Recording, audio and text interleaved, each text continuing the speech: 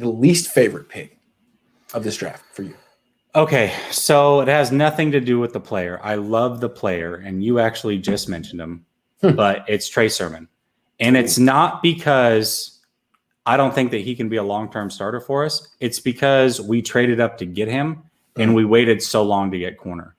And a guy that I was super high on was Aaron Robinson. He went in the third round. We could have traded up and gotten him. True. Right before we took our second third-round pick, which was Ambry Thomas, we had Elijah. What was it? What's his name? Dude from Washington. What the heck's his name? Why am I blanking?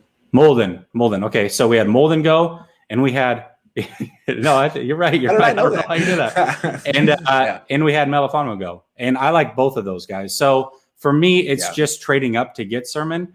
Again, I love the player. It's just I felt like we desperately needed a corner, and we didn't really address it with a guy that can be locked down on the outside, in my opinion. I think Ambry Thomas is a nice pick, but there were so many better options, in my opinion. Yeah, that's a really good call. I mean, I do like Trey Sermon, but I like Joe Williams. What is my track record? Also, what is Kyle Shanahan's track record of trading it for offensive players? I mean, that applies to Trey Lance too, but I don't think we really look at that being a Kyle Shanahan draft crush the way that Trey Sermon probably is. Right.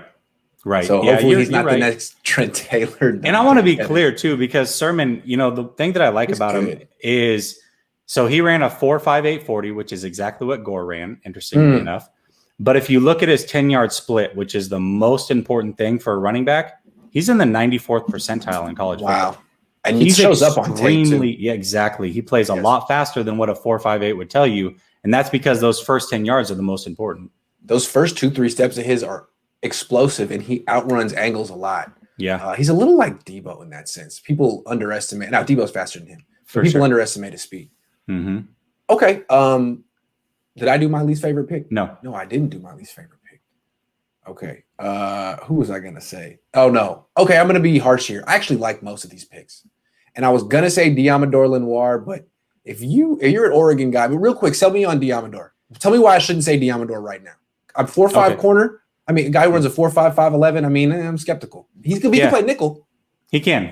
And so here's what I'll say is he plays very headsy. If his back is turned to the ball, I feel like he tracks the ball very well, which is a problem for even some top tier corners. You look at Patrick Surtain coming out of this draft. He couldn't track the ball. Once his back was turned, he would get beat repeatedly, and that was the issue I had with him. Also, Lenoir doesn't really – what was that? Also Akello. Yeah, Akello Witherspoon's another one. I tried with him. Hell of an athlete. Couldn't find the ball to save his life. Absolutely. So I feel like GPS. Sorry. Listen, Akello's going to be pretty good in Seattle because I don't know what they put in the water there, but they teach DBs how to play ball there. Pete Carroll's the best DB coach in the league. They're one of the few teams that actually teach technique still, which a lot of teams do not. So I think he's going to be pretty good there, which is sad to see. But with that said, I feel like Diamador Lenoir tracks the ball well with his back turned to the ball, and he's just an instinctive player. He almost sat out this year. He was going to sit out because his stock was actually a lot higher than what he ended up being. And had he sat out, he probably would have been a third-round pick. But he decided that he wanted to play, and it may have hurt him a little bit. But that secondary didn't have Holland, and it didn't really have a lot of talent. He was kind of out there on an island and forced to make plays, and he did it whenever they needed it. So I actually like Lenoir a lot. Okay, then I got to pick someone, and I'm actually enthusiastic about all these picks. I think I gave all these picks positive grades. So don't get bees in your bonnet, all right? But I'm going to say Talanoa Hufanga.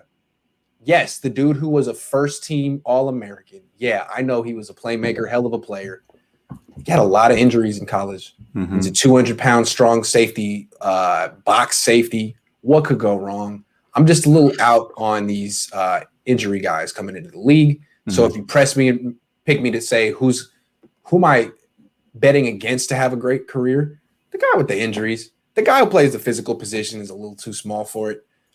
Him, but he could definitely prove me wrong. In which case, I hope he does. He throws himself around like a missile, so he definitely can get hurt again, which would be tough to see. But he's not the fastest guy, but he plays extremely hard. He's very instinctive. And I think at the very least, early on, a great special teamer. I think he can be that. But yes, injury is definitely a concern. And we talked about it multiple times that those are the type of players they needed to stay away from. That said, a guy with that much talent that late, it's very low risk, high reward. Michael Miller in here saying Marcus Peters ran a 4.5. How did that turn out? That's a good point. Now, Marcus Peters had like 15 interceptions or like 8 picks. And I mean, he was great. Yeah. No one's really calling Diamador Lenoir Marcus Peters. No, you can't just write him off because of his 40. Right. That's lazy. All right, let's grade the. I mean, real quick, your grade for the entire draft. What did you think? I'm going to give him a B+.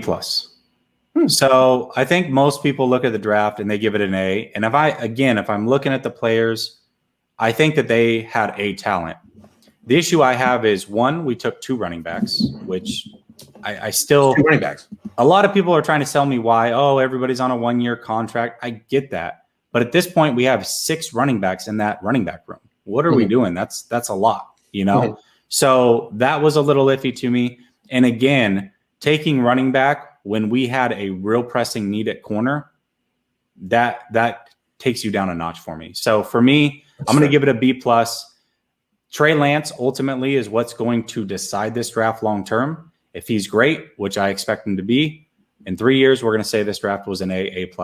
If he flops, which I highly doubt, then we're going to say it's a D or an F. It's just the way that it's going to work.